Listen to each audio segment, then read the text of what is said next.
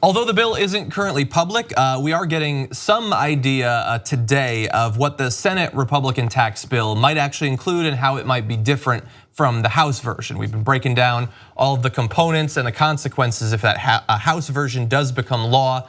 Let's find out about the Senate version. More generally first though, Gary Cohn had an interesting revelatory moment in the media. We're gonna get to that in 1 second. First though, let's jump back to late September of this year where he's being asked about this tax bill and what it is likely to include and what effects it's likely to have or not have. Wealthy Americans are not getting a tax cut. We have designed a tax plan that is stimulus for the economy where we are giving tax cuts to middle and lower income Americans. We want everyday hardworking Americans. Will the wealthy get a tax cut or not? The wealthy are not getting a tax cut under our plan. So they're not getting a tax cut under the plan. Then the plan comes out, they're getting almost all of the tax cut under the plan. And so let's find out how he responds to reality. You're not saying, as you did a few weeks ago, that the wealthy do not get a tax cut under your plan? I'm saying there's unique situations to everyone out there.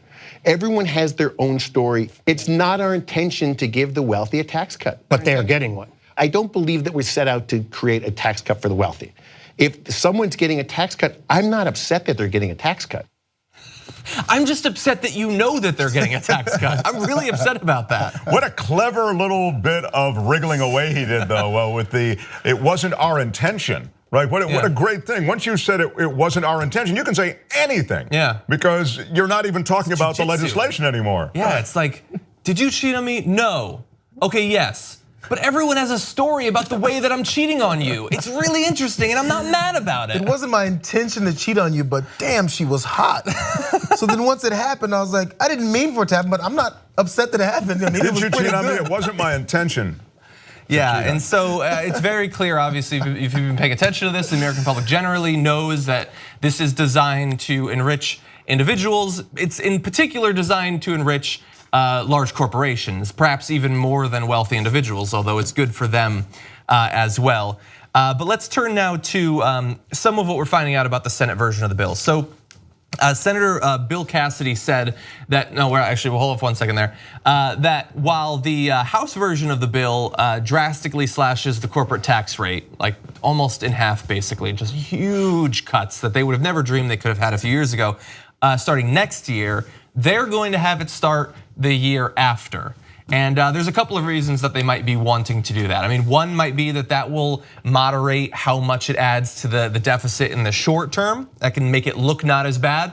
But perhaps more importantly, 2019 is after 2018. And 2018 is notable for some reason. And after Tuesday, they're terrified. And so maybe that might be one reason that they're modifying it. Also said that the individual mandate will not be repealed as part of the Senate tax overhaul proposal. I love how just those random, seemingly unrelated things, like, wait, was that on the table? Why are you including that there? Oh, we're not going to be drilling in the Arctic Wildlife Refuge as part of this tax plan. Oh, thank you. Well, the thing is, and after the individual mandate is a part of a plan to repeal, they're gonna say, well, it wasn't our intention to repeal the individual mandate. But I mean, everything has a different kind of circumstance. Each person has a different healthcare need, but we repealed it because we didn't mean to, but I'm not mad that we did. You're not mad? No, okay. Let's see, oh my God. So I came across this morning, and so we've been talking about some of the deductions they get rid of in the plan, and some of them are just so spiteful.